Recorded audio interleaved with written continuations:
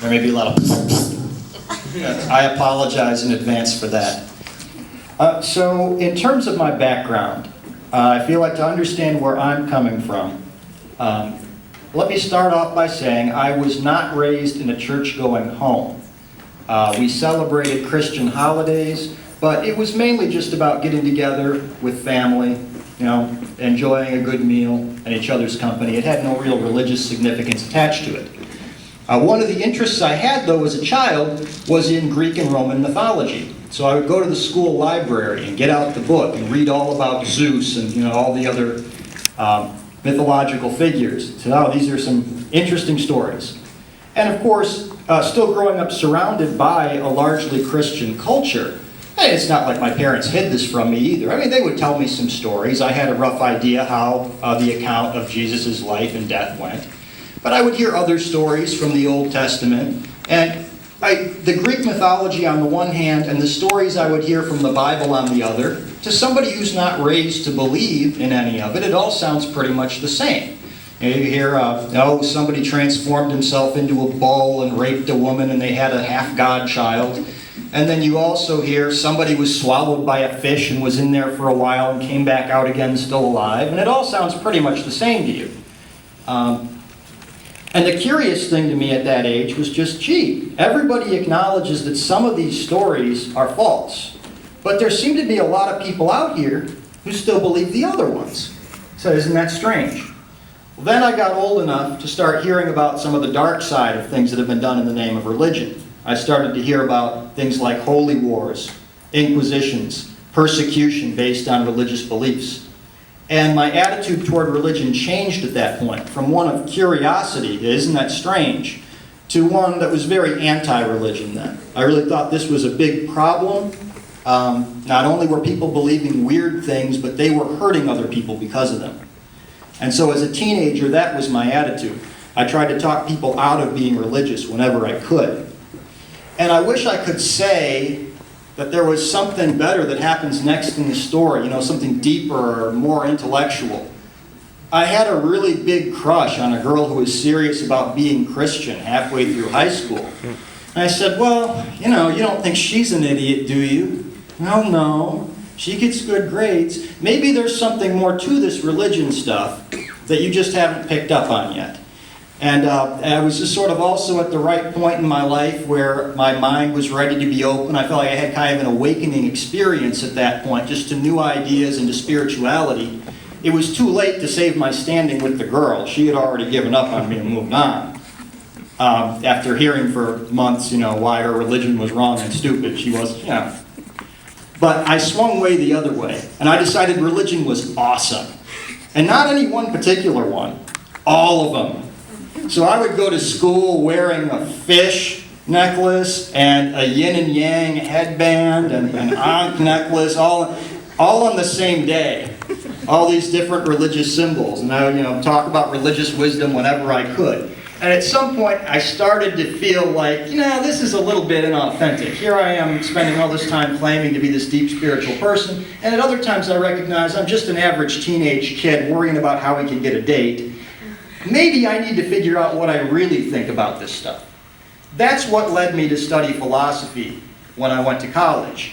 I thought, philosophers, those are the people who think about this kind of thing. Those are the people who are going to have the answers for me. And I'll study philosophy until I get all the answers I need and I find out all the truth there is to know about religion. And then I'll switch my major to whatever I want to do for a living. By my junior year, it became clear there was nothing else I wanted to do for a living, and I'd already put all that time into philosophy. One thing I'd noticed, though, and this is, I promise, I know I'm going on a little bit here. We're getting close to the end of my story.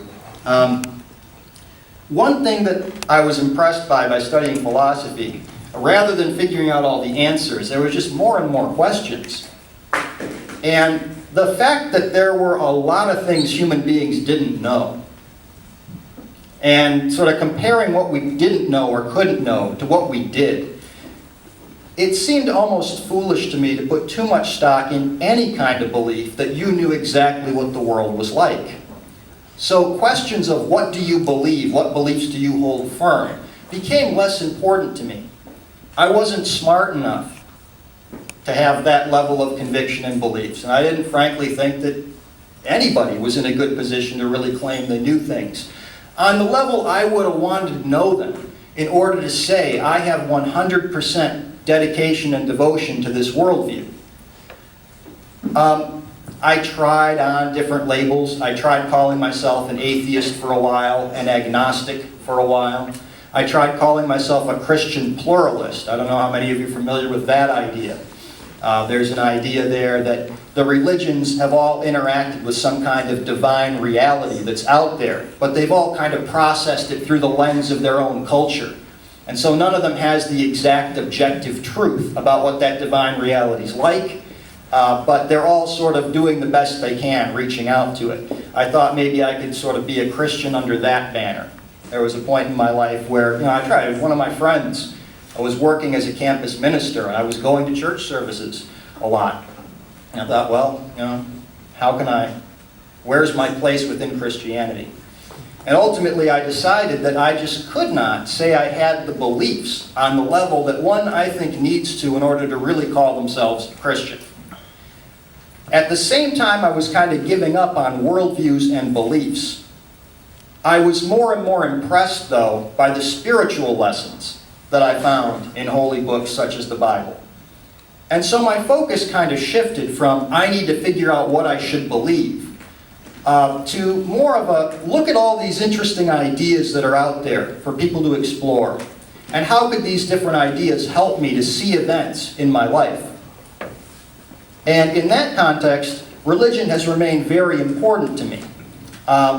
Nonetheless, I'm standing up here defending an atheist worldview, largely because I do not, in fact, share the fundamental doctrinal beliefs that come along with Christianity.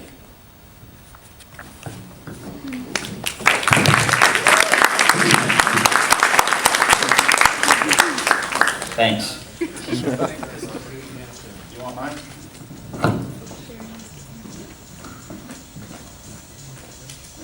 You gotta come over here though. Okay.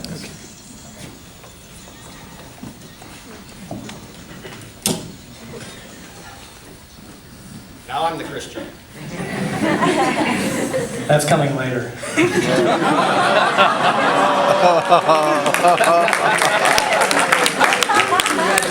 I'm just kidding. Thank you for welcoming me to the valley here in South Texas. This is my fourth trip down here. I came down in a golf junket a few years ago. Really enjoyed that. Love the weather, the setting, and so forth. And then this is my third trip to UTPA. So thank you so much for having me here. I grew up in a, might say, a nominal religious home. I wasn't really an active Christian growing up in southern Minnesota.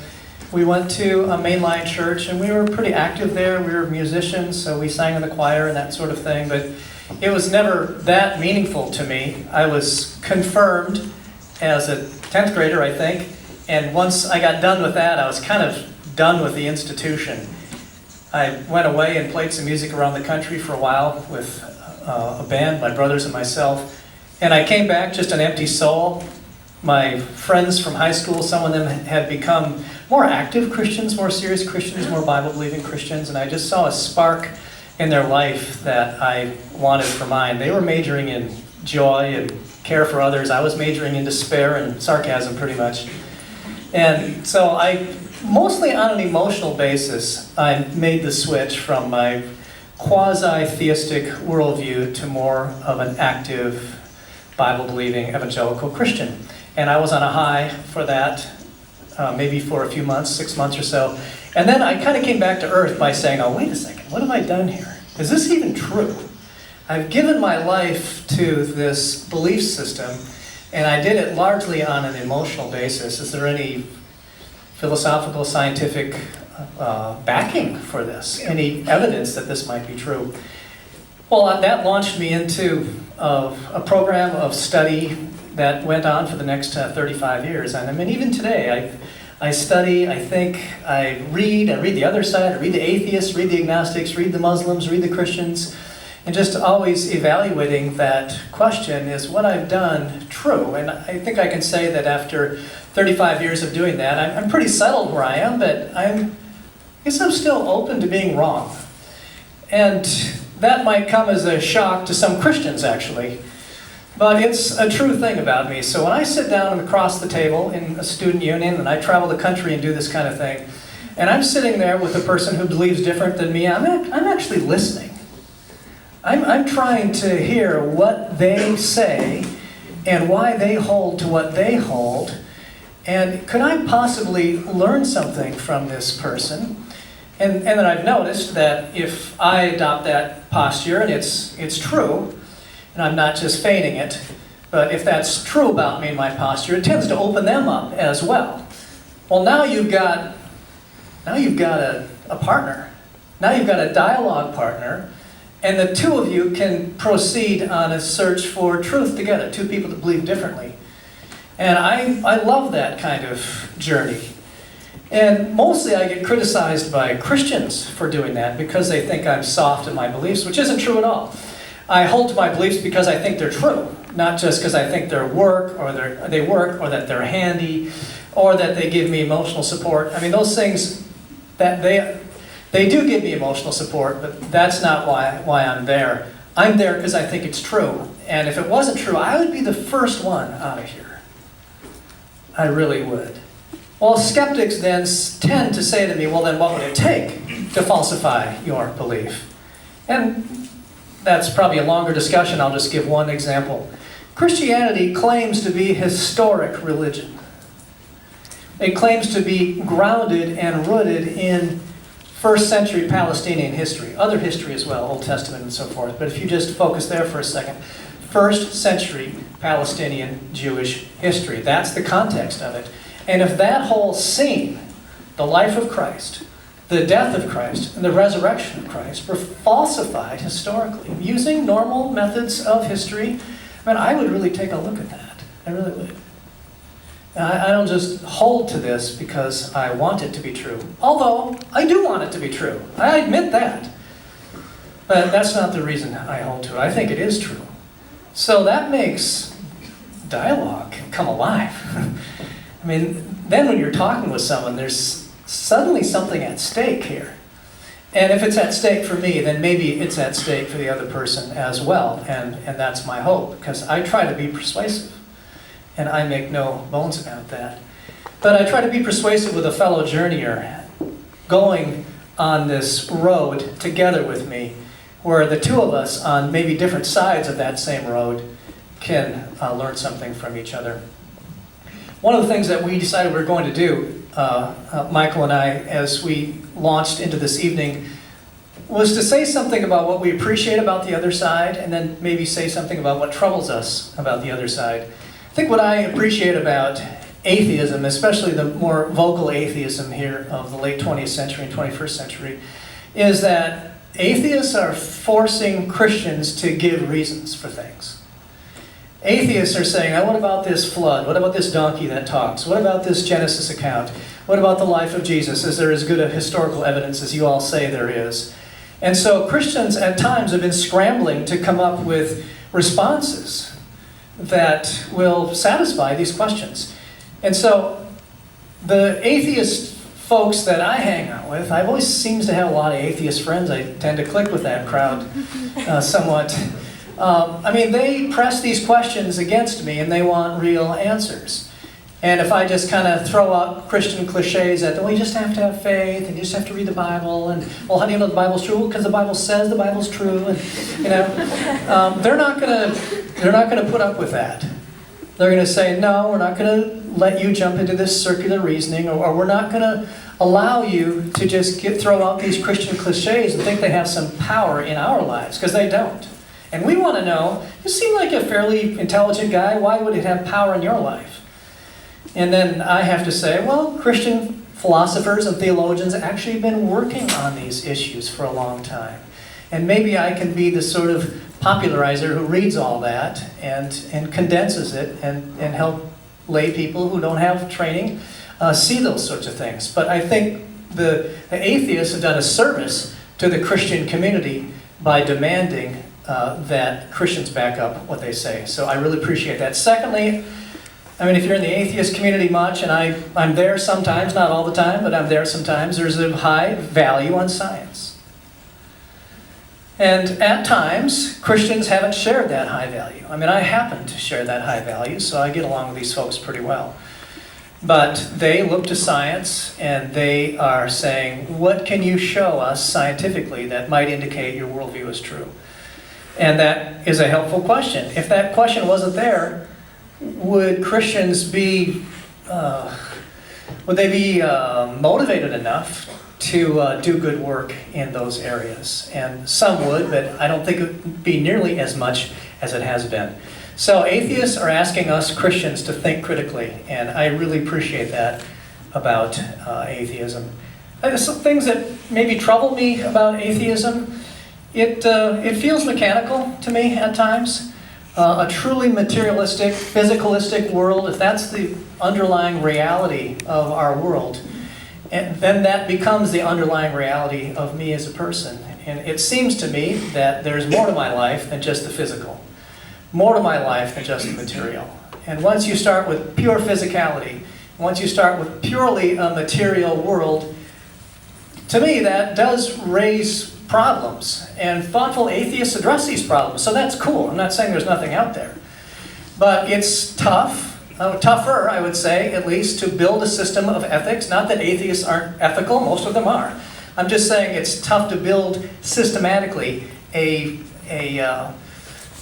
ethical approach to life that's grounded in purely material, physical realm. So that's always troubling to me, and you and I talked about that a bit yesterday, and I want to hear your comments again about that. Secondly, atheism at times, not always, and I don't want to be heard to be making these sweeping generalizations all the time, but atheism at times has abused its power. If you look at the communist dictators of the 20th century, I mean, my atheist friends are always talking to me about the Crusades and the Inquisition and the Old Testament God. They're pressing that stuff on me all the time, and the Salem witch hunts and so forth. And I don't hear much from them about Stalin and Pol Pot and all these dictators that abused their power, in my view, because they had no one to be accountable to that was higher than themselves. And if you go back and look at the indoctrination of atheist principles in early 20th century Soviet Russia, that is not a pretty picture for the kids who grew up in the schools there. So there's stuff on both sides of the aisle here. Christians, I'll be the first to admit, it hasn't always been a pretty picture. That has been the case with the other side at times. Not always, right? At times as well. Would you like me to? Yeah, do we have two mics working here? This is kind of frustrating. Is it stuck to the floor somewhere over there, though? Yes. This is good, though. I can go from here. So, what part do we want to talk about first? Let's go to the part about the kind of worldview that's available to an atheist. And you mentioned the difficulty in building some kind of a moral system with that worldview. I want to address on a personal level and then on a more theoretical level, that kind of question. On a personal level, as I mentioned before, I was raised in a home where there wasn't really a lot of talk about religion or God being the basis for anything. But I was certainly taught to believe in objective right and wrong. I was certainly taught that you needed to treat other people with respect, and that was a very firm lesson. That wasn't just an opinion. There was a right way and a wrong way to do things. You needed to be honest. You needed to treat other people with the same kind, as having the same kind of value that you yourself had. So in terms of personal experience, not touching on the theoretical questions of can you ground an ethics philosophically, I would say my entire experience testifies to the fact that you can have a very full feeling of a grounded ethics that doesn't have to be based in religion. I don't think I could be talked out of that. It's been my whole life. As far as the theoretical side of it, one thing you said about the practical application of it, that some of these people who ended up becoming tyrants and doing horrible things in the world, that part of that may be because that they were accountable to anyone. Of course, you also acknowledge that people who claimed they were accountable to somebody else still carried that out. But it's certainly true that for some people, they probably are sort of better behaved, or they wouldn't pay attention to certain important lessons. You know, the ones my parents ingrained in me without a religious basis, there may be plenty of people out there who, if they did stop believing in a God, their sense of morality would go with it. And that they do stay in line mainly because they think they are accountable to not just an ideal or a principle of how to treat people, but to someone, an actual authority, who's higher than them. Now, in terms of theory, that gets a little bit tricky. On the one hand, you can see where somebody whose view of the world is just that it's a bunch of cold, dead matter, and some of it happens to configure in these very complex ways, with brains and nervous systems and complicated behaviors. You say, well, you know, where in all that is there any room for right or wrong? Isn't it just sort of things doing, physical systems doing what physics declares they will? I can see where that point of view comes from. On the other hand, there's the idea that there, I mean, to me anyway, it seems more noble or somehow more deeply moral to be doing something that's good and right simply out of the recognition that it is good and right, rather than because you think there's some kind of an authority figure who could punish you for stepping out of line. And I know, like, a sophisticated Christian model of why you're going to be good and do good things gets into the idea of love and the idea of compassion, and it's not just, ooh, I better kiss God's butt so I can go to heaven and not hell. So I don't want to make it seem like I'm portraying Christianity as just being this system where everybody's taught to only do good because otherwise God will spank you. Nonetheless, just comparing two people within the Christian tradition, the one who seems to get it, in my mind, about how they were supposed to be taught to do right things and why they were supposed to be doing the right things, clearly seems to have sort of a leg up in terms of nobility or in terms of the depth of their moral character and understanding compared to a person who's doing it strictly out of obedience to authority. And so I would suggest that anybody who's really going to do right and anybody who's really going to get it about morality on the level I would like to see people get it, that's the part where having the authority or not becomes less relevant, because people can do that on either side, and even the people who recognize the authority should be doing it for other reasons other than just the big guy's going to get me. As far as the more theoretical side of building in ethics, of course there have been plenty of ethics systems out there that did not try to base themselves in religion. Perhaps the most well-known of these is utilitarianism, which is basically a view that says, try to make the world as good as you can make it. Consider everybody who's going to be affected by your action. Consider all the happiness or joy that you could bring to them, and also all the suffering and pain that you could bring to them by the various actions that are before you, and choose the action that... I prefer one that looks to basic facts about human nature to set the standard for what's really important for a human being to not just live in the world, but to also flourish in the world, and truly to develop to the full potential that they have. I think part of that means looking at the fact that we have the ability to reason. I really appreciate what Rick said earlier about sort of him appreciating atheists for pushing Christians to not just immediately play the faith card and to take a look at having reasons for their beliefs. I think being the kind of beings who search for reasons for things, and the kind of beings who search for things like meaning and purpose, which I think you say, well, maybe you can't find those so much in a worldview that doesn't have something beyond us in it. I think we're all looking for that. I think we're pretty good at making it for ourselves. We're pretty good at finding things that we're passionate about and devoting ourselves to those things. My own view of ethics has more to do with a combination of those two views. On the big picture, that there are things about human beings like our rationality, like our status as social beings. Maybe there are a few human beings out there who don't mind being alone all the time, but especially in this day and age, with all the technology we have, even those who have a lot of social anxiety probably have their community that they hang around with in virtual space, in the World of Warcraft or wherever. I think the fact that we're social and that we really don't feel good without having strong social bonds and good social relationships is something that's very important and can set a foundation for ethics. That and the drive we all have to find meaning and to find our own passion in life. Those are the things that I would point to as the basis for an ethics, if you want more theory rather than just sort of personal experience. I do think, I said earlier, one of the things I really like about religion, and even as I sort of gave up beliefs and gave up even worrying about what my beliefs were, was the spiritual lessons that I took from it. That is one of the things that I appreciate most about Christianity and the Christian message, is this idea, when I was talking about strong social bonds, the idea that we are all fundamentally equal and that we are all sort of brothers and sisters in this world who need to be taking care of each other rather than seeing each other in a competitive way, rather than seeing life as a game and I want to be the winner. I think that's one of the most beautiful messages from Christianity. Do you want to respond directly, or do you want me to give you a challenge? Or? No, I just was wondering if you could say a little bit more about the theoretical jump from kind of physicality, materialism, into the kind of ethics, which I agree with, that you just mentioned. I'm still missing that jump.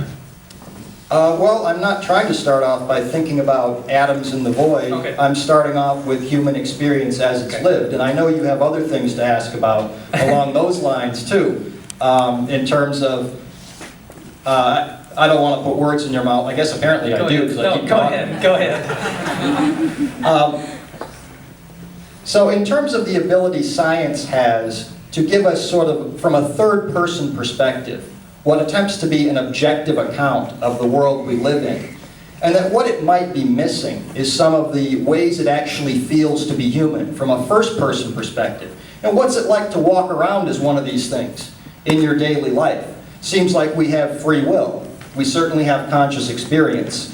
That to me is the more difficult jump to make, because I'm perfectly willing to say, hey, first-person experience needs to be part of a worldview. I'm not somebody who wants to say that science can give us a complete worldview all on its own. I don't think something that stays strictly to a third-person perspective is going to be able to give you a full account of things that we experience most directly in the first person. Sure, you can do brain imaging. You can see which parts of the brain seem to be associated with certain emotions or certain thought processes. Are you going to get anything that explains not only that this particular light frequency gives you that familiar look of red when it strikes your eyes, but why that particular light frequency gives you the look of red instead of some other look when it strikes your eyes? Or as people love to bring Einstein into these things. There's that quote, science will never give us the taste of chicken soup, right? When you can analyze it down, you can figure out what the different parts of the tongue do, but ultimately why they do that instead of other things based on their chemical configuration. I agree, there's things science probably is never going to get to there. I have a friend in the Twin Cities who's one of the leading outspoken atheists in Minnesota, really. And he doesn't believe in free will. And the reason he doesn't believe in free will is he sees this mechanical universe, and he says, well, I'm actually not over and above the mechanical universe. I'm part of the mechanical universe. Therefore, I appear to have free will, but that's probably a false impression I have of myself. And Michael, what might you say? His name is August. He's an acquaintance of mine. What might you say back to August about that? Well, the view that August describes is very much the view I held as a teenager. Okay. So initially when I thought about this, here's the way it makes sense, right? If you're thinking in terms of yourself simply being the physical body, you say, well, what does physics study? It studies the laws of motion for physical things. Well, if I'm ultimately made up of physical stuff at the bottom level, then everything that goes on with this physical system here must be developing in conjunction with the laws that physics specifies. A lot of it you'd never try to study that way. You'd study it on the level of chemistry or biology or some other science. But if you've got a basically naturalist or physicalist worldview, one without anything supernatural in it, I think you do have to see the sciences as forming some kind of a unity there, where ultimately what's going on at the biological level or the chemical level or even the psychological level of description is determined by what's going on at the physical level. I do think that's part of any kind of a robust physicalist or naturalist worldview. So I acknowledge that there's a challenge there. In this particular case, this is one of the places where I say I don't think science can give us the full worldview. This is a place where I'm going to say I don't think anything can really give us the full worldview, though. There have been philosophers, and I know you mentioned Thomas Nagel as someone that you like to read. Nagel was one of the people who puzzled over this stuff. How can you make there's this gap between what science tells us about the brain, nervous system, and what you could think about consciousness. And I'm sympathetic to his idea that that's a gap you're just never going to cross from the third-person perspective that science takes. So for me, that's a place where in my worldview I say, here's a data point. I don't really quite know how to integrate that one well. It may be, as August says, that the feeling of free will and indeed all of consciousness is just sort of what happens when the chemistry goes the way it does. I would be surprised to ever get a very definitive answer from that. What I want to hear from you is how exactly you think that the supernaturalist worldview does a lot more toward that. Of course, one of the most famous philosophers to talk about this stuff was the French philosopher René Descartes. And Descartes' view was that the body was one thing of material substance. The soul, which was also equivalent to the spirit and the mind, was of a totally different kind of substance. It wasn't material. It didn't take up space or have location or shape like matter does, but it was still, in some sense, real. And the difficulty Descartes always had was trying to explain, if these things are so different, okay, I can see where the soul's no longer bound by the laws of physics, but if the soul is going to make decisions and then exert willpower in the body to say, the soul says, I want to raise my left hand now, and the body, whoa. How is it having that kind of pull? How is it breaking in and sort of performing a miracle every time I want to do something in the world? So that would be a good thing to hear something about. Sure, yeah. Going back just a second to Thomas Nagel, well-known atheist philosopher, he's having trouble getting from kind of the physical world and our origins as a species in physicality into mental states and into consciousness. And then you go to Descartes from there. I would say that Christians probably over the centuries are dualists in this sense. So there's lots of different forms of dualism, so I want to be really careful about what I'm saying about dualism here. But Christian philosophers, I think, would say that Christians are dualists insofar as, yes, they have a physical body, but they also have a soul that's been given to us by God, who's also soulish. So if God is soulish, if He is personal, then it makes sense that we are created in His image. We too would be personal, and we're endowed with a soul.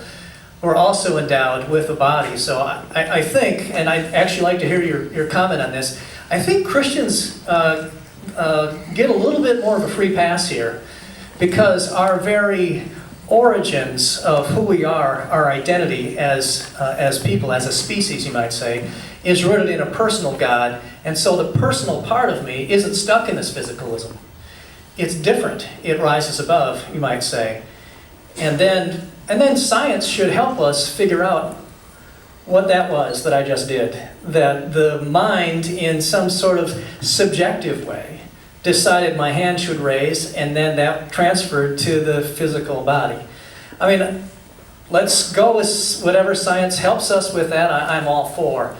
But I think in terms of a foundation, the dualist anthropology, in other words, a dualist understanding of humanity, hopefully gets us pretty far in this. But I don't know, what do you think about that?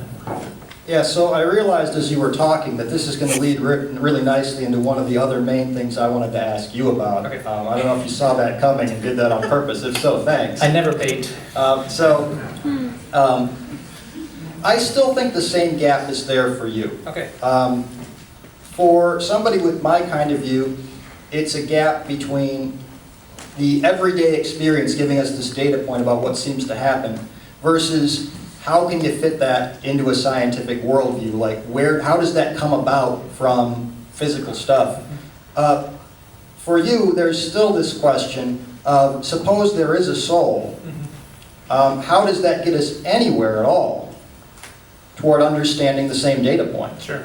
You know, a soul is the kind of thing that thinks and reasons and all this, by definition, if you're Descartes. Sure.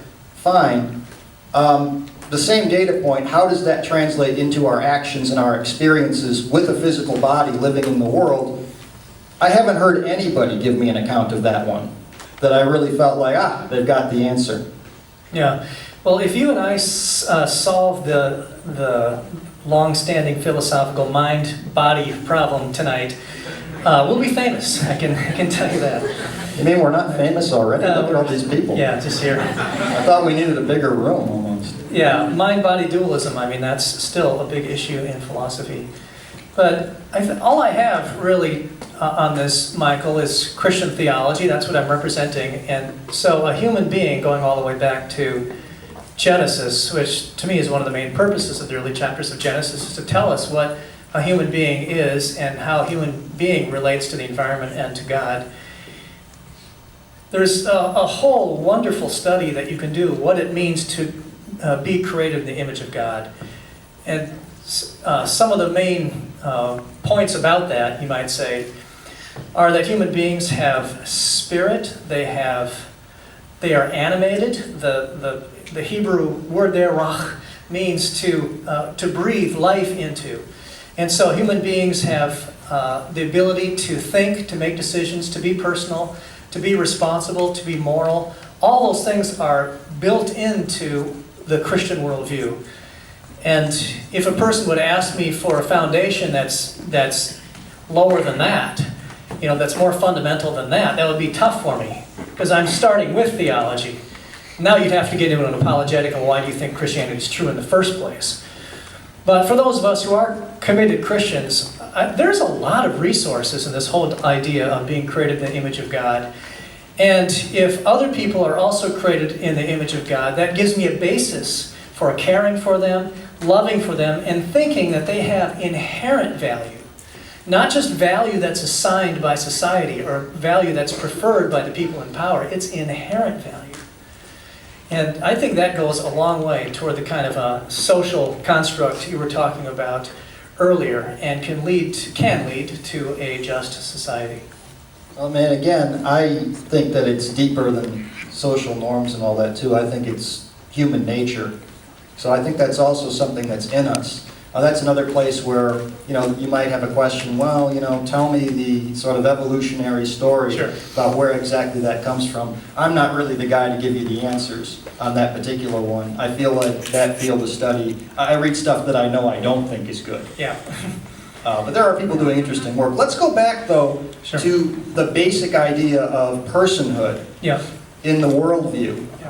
So the basic idea that what we are needs to be thought of in terms of our abilities to think and feel and have emotions and exercise will and these kind of categories. One of the main hurdles you'd have to clear to convince me, to become Christian is that I think that being Christian means accepting a fairly traditional theistic view of God as being, as you said, person-like. I mean, there are all these statements you said of us being in God's image, and I know of other views among people who say they're Christian that don't have that sort of personal creator view of God. To me, they're stretching the label Christianity pretty far. There were times when I tried to be a Christian under their banner, and I just felt like, no, this is wrong. Christianity's not the kind of thing you can do with 1 foot in and 1 foot out. I feel like you either have to be all the way in and have 100% commitment in your heart to that, or you really need to just get out. There's even that nice image of you neither hot nor cold, you're lukewarm. So I decided, you better just be cold then. Right, am I hot? Which one am I if I'm not? I'll let you go on that. Oh, okay, I get a pass on that. Yeah. Here's the major hurdle, though. When we're talking about worldviews here, one of the things that I think is being claimed from the Christian tradition is sort of the most ultimate or fundamental aspect of reality, this being God, is something very like human beings. And this raises a suspicion about the origins of the idea. Now, I've already said that I don't expect science to ever give us a complete account of all of human existence. Why not think that it's going to be Christian theism that finishes off the account then. I would be surprised, honestly, if anything we've thought of yet ends up being the thing that finishes off the account. I'd be surprised if anything ever finishes off the account myself. That's one of the things I think I've gotten out of philosophy and studying the theory of knowledge. I mean, we're just not that bright. But the particular reason I have for doubting that it would be theism has to do with sort of the origins of that idea and feeling like those are origins of an idea that are unlikely to lead to ultimate truth. So there was this great statement by an ancient Greek poet that if horses and cattle could make gods for themselves, horses would make their gods like horses and cattle would make their gods like cattle. And look at what we've done. We've decided that whatever is beyond and most ultimate in this world must be a lot like people. And so the worry here is that all we're really doing is what's known as anthropomorphizing. We're taking our own characteristics and sort of projecting them to the most fundamental level of reality. It seems to be more just a matter of, I don't know if bias is the right word, but at least personal familiarity. Deciding that things the way they are at the most ultimate level must be a lot like the things that are most obvious to us in our daily lives. That strikes me as unlikely to end up being the ultimate truth, partly because if you look at the earlier parts of the Bible, there's a lot in there that suggests a very provincial worldview. You know, the world seems pretty small to me when I read those early parts, when I read in Genesis, even when you read about, sort of what salvation is ultimately going to be, and it's all focused around this same part of the world where these people have been for all these many years. And then you hear now from physics about how expansive the universe is. Here we are on this one little planet, in this one little solar system. And I guess it's not a little galaxy, it's a pretty big one. But there are a lot more like it, and space goes on and on and on. We don't sort of have this little dome with Jerusalem in the middle of it as part of a worldview. I don't think there are very many Christians who have that particular, maybe in a more symbolic sense, yes.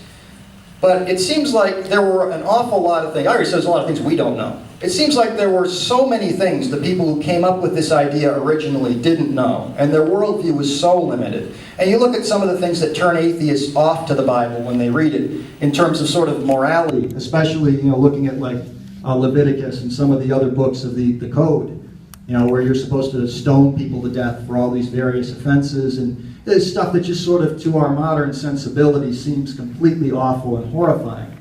You say, well, if these people had this type of view of the world where it seemed to them that God was telling them to do things that really may have been more related to their own cultural situation. This was not a pretty world these people lived in, of course.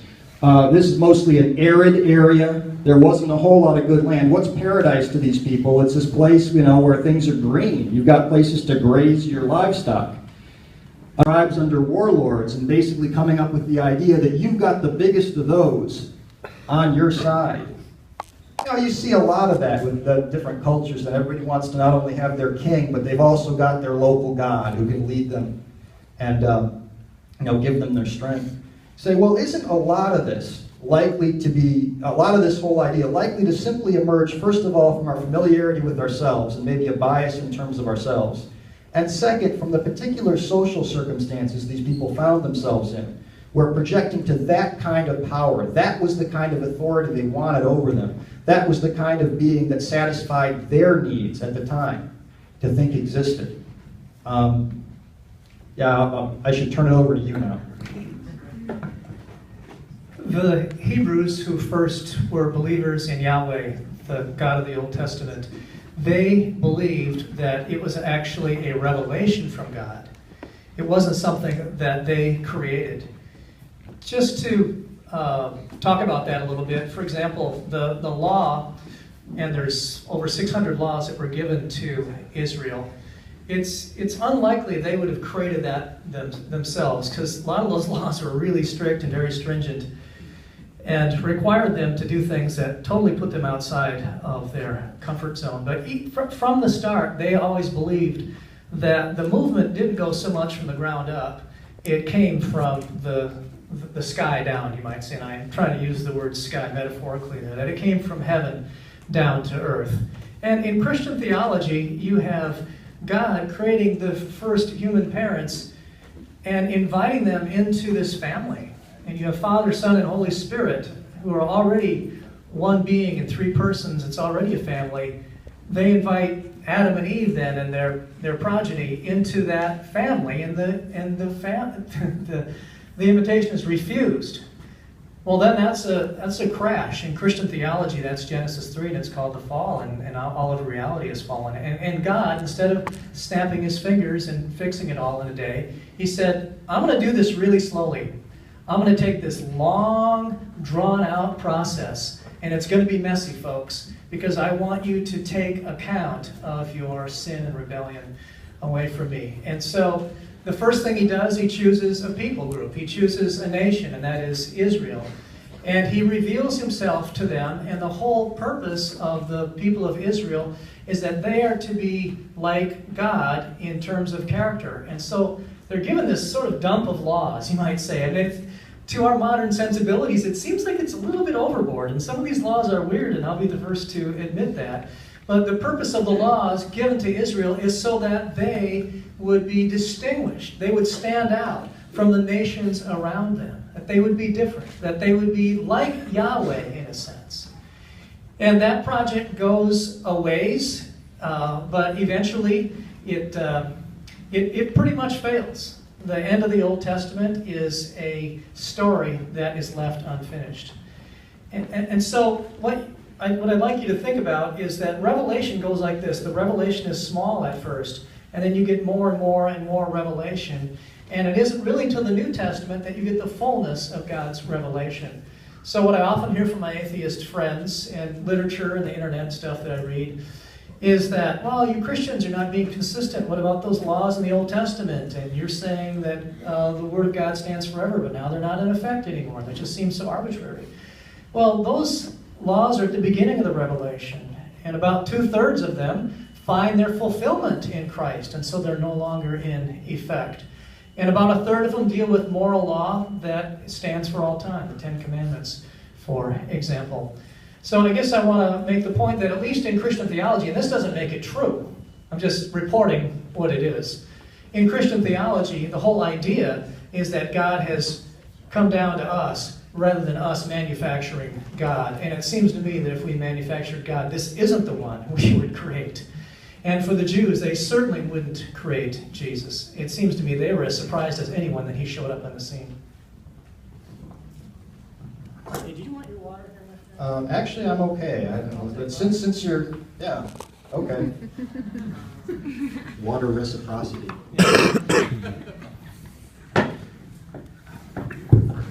He did unto others as he wanted done to himself, for himself, something.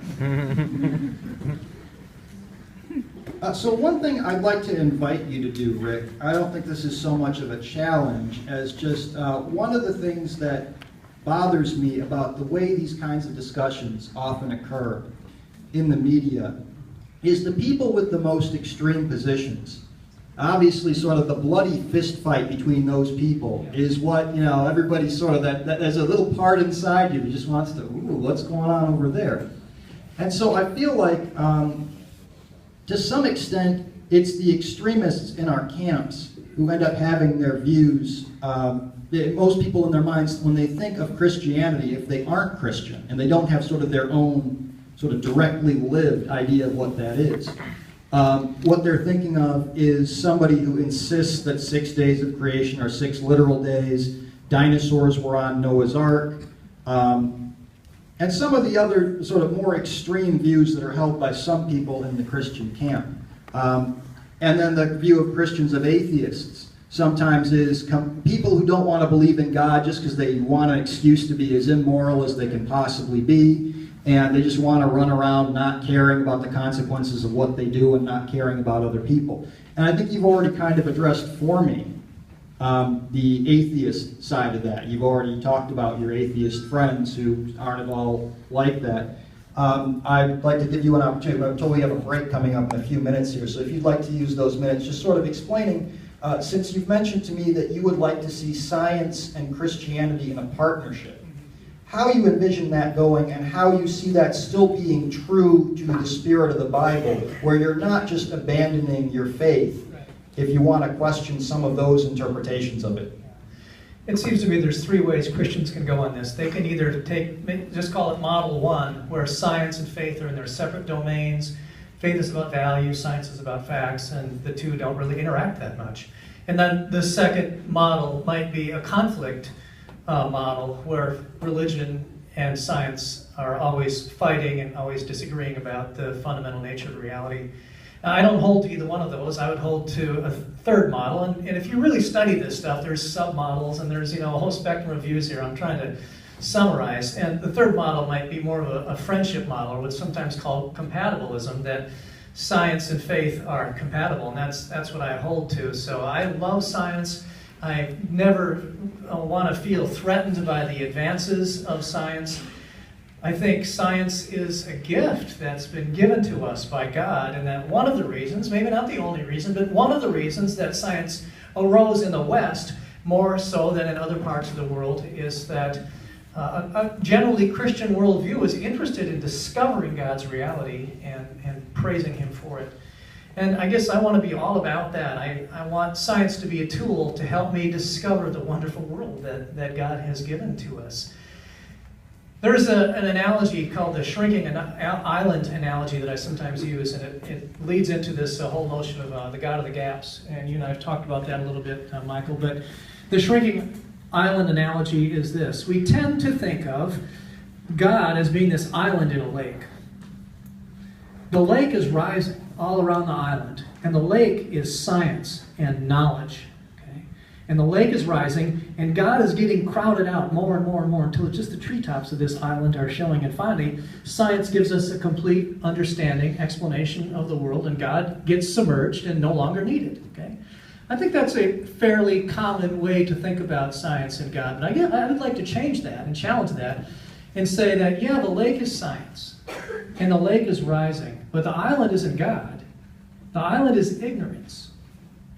And as a Christian, I should be all for the lake rising, knowledge advancing, and ignorance lessening, ignorance being overcome.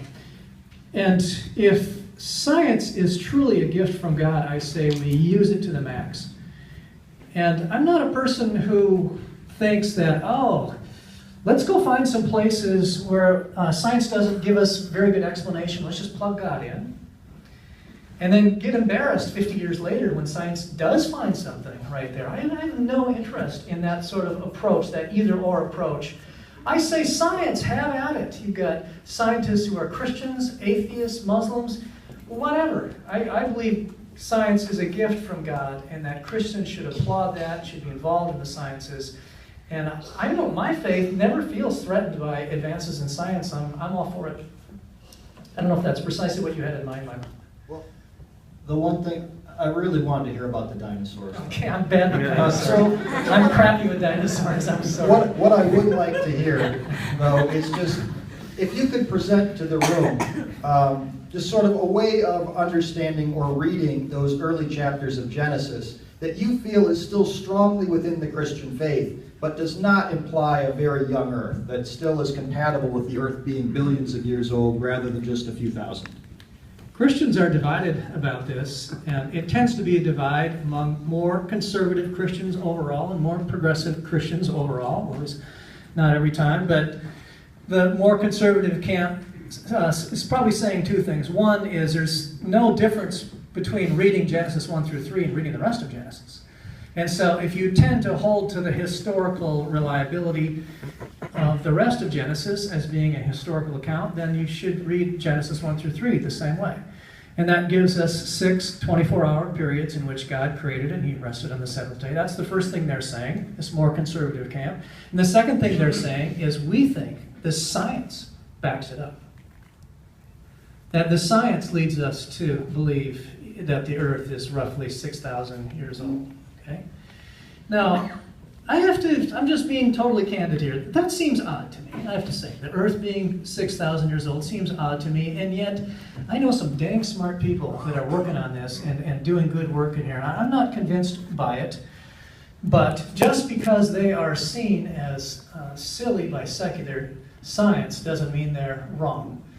And again, I'm not persuaded by it, but these are some bright people, and they're teaching in secular institutions in this country. And I was just at a seminar with one of them, who's a PhD professor at the University of Arkansas, and he's doing this work, and he's looking me in the eye and going, "You got it wrong. The assumptions built into the way you measure age are wrong." And he went through all of that. Okay, I'm still not convinced. It still seems odd to me. Another reading of the text then would say that in the ancient world, the authors actually didn't care about method that much. They actually didn't care if it was 6 literal days or however God did it. And that Genesis 1 and 2 are more to be taken as a kind of allegory, a true allegory. Maybe similar to the parables that Jesus told. And that they are meant to show us the function of what a human being is and the function of a human being in the cosmos under a good God. That's the whole purpose of Genesis 1 and 2, and that kind of agrees with or coheres with or is similar to a lot of the other ancient stories that were written in the 2nd millennium BC when Moses and his companions wrote all this down. And I guess I find myself leaning more that way these days. I'm still listening to my conservative friends, but that seems plausible to me. And if that's the case, that opens up the floodgates for the possibility that the Earth is what? What's the new number? 15 billion years old, let's say. That God used the process of evolution, that at some point He planted the first human beings and gave them a soul in that whole line of evolution and so forth. And I mean, my view is not without its difficulties, and I've read about those, and yet what I'm trying to do is make the most sense of the most data with the fewest problems, because every position has got its problems.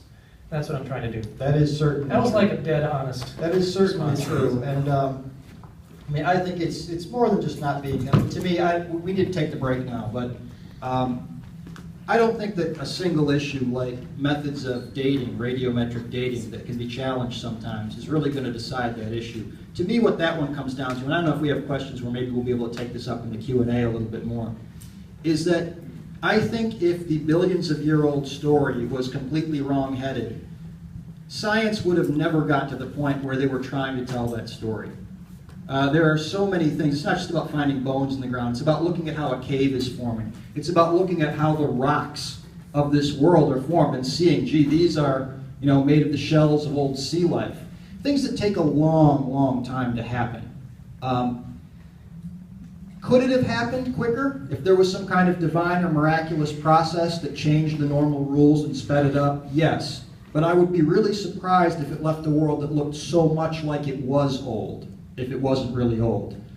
If you feel that God must have had a hand in some kind of evolutionary process, or you feel that God independently created new species along the way, within that long time frame, I will listen to those views. You're going to have a much harder time if you're trying to tell me that the Earth is very young, though. I'm much more open to the idea of a God-guided evolution, or even just a long-term creation, than I would be to the idea that the Earth is very young. Hopefully we'll have some questions maybe that pick up different aspects of this.